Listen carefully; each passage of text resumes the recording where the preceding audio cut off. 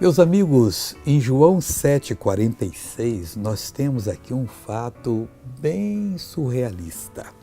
As autoridades judaicas mandaram prender Jesus, olha só, e mandaram os servidores. E os homens foram. Chegou lá, Jesus estava falando e não foram pôr na mão em Jesus. E ouviram. E quando ouviram, se convenceram. E ao voltar, de mão vazia, disseram, mas cadê o homem? Vocês não puseram a mão dele? Então eles disseram, os servidores, nunca homem algum falou assim como este homem.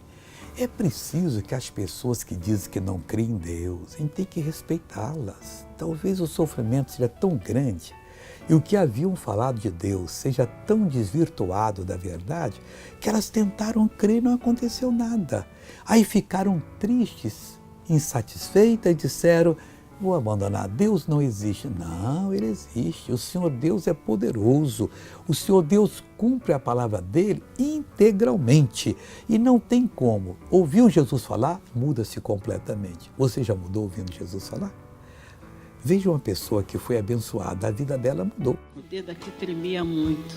Agora... Ele está tremendo um pouquinho ainda. Um pouquinho ainda. Melhor, já diminuiu? Já diminuiu. Era só ir o mal ou tinha mais mal aí? No corpo todo. No corpo todo? É. E sentiu bem agora? Senti. Então agora vai crescendo. Levanta ele assim em nome de Jesus assim. Aí agora está parado.